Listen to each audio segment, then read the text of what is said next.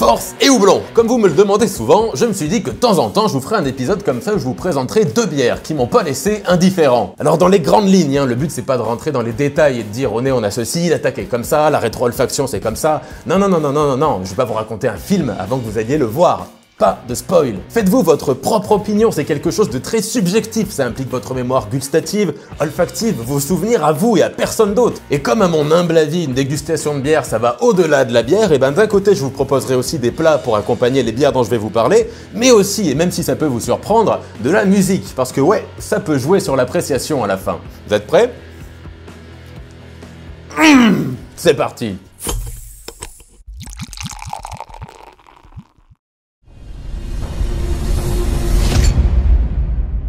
On commence fort avec la Citra Ashdown qui, comme son nom l'indique, vous pose le cul par terre à grands coups de citra. C'est un houblon aromatique qui est très porté sur les agrumes ou les fruits tropicaux. C'est une Imperial IPA de la brasserie Against the Grain, située à Louisville, aux États-Unis. Comme elle vient de loin, je l'ai prise en canette, parce que pour ce genre de bière, ça conserve mieux la fraîcheur et les arômes. Ce que j'ai adoré avec cette bière, c'est que même à 50 cm ou 1 mètre, tu la sens qui te dit viens. Viens.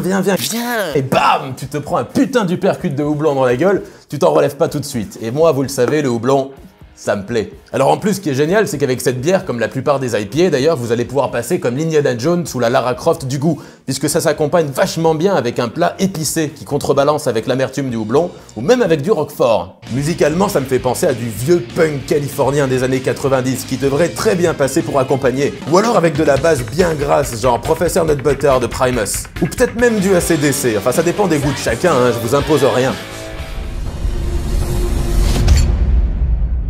Maintenant, on va retourner en France dans le sud avec une bière bio de la brasserie des Garrigues, la Nuit Delicatula. C'est un double stout, donc une bière noire sous une belle mousse beige qui va vous tartiner le pif et le palais avec du torréfié, mais aussi avec une bonne petite amertume des familles. En plus, elle a une carbonatation, donc une pétillance un petit peu plus marquée que les autres bières du style. C'est vraiment une petite tempête dans la bouche, j'adore. Avec ce genre de bestiole, c'est plutôt le plat qui accompagne la bière et pas l'inverse. Et dans son cas, un bon gros gâteau au chocolat, nickel. Pour moi, c'est le genre de bière qui se boit sur un fond de The Doors avec les pieds posés sur le bureau ou avec une cheminée pas loin. Mais selon votre humeur, faudrait aussi essayer avec du Tom Waits, du Cannes,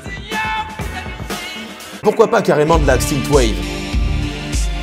En tout cas, j'espère que cet épisode vous aura plu. N'hésitez pas non plus à faire des dégustations croisées avec des potes et à comparer les avis des uns et des autres. C'est excellent à faire et vous vous rendrez compte que sur une même bière, des fois les avis sont à des années-lumière les uns des autres. Sur ce, n'oubliez pas que la bière, même si c'est bon, il faut en abuser avec modération. Portez-vous bien, à la prochaine, force et houblon!